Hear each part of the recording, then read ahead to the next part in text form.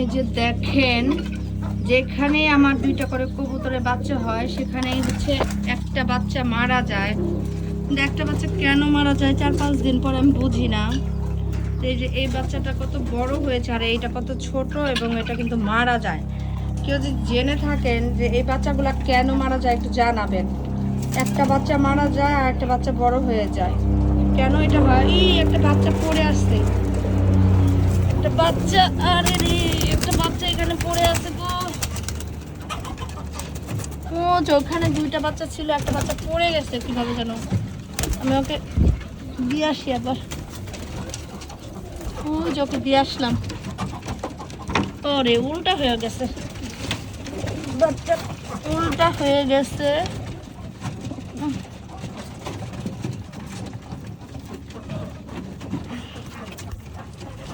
এইবার ঠিক আছে,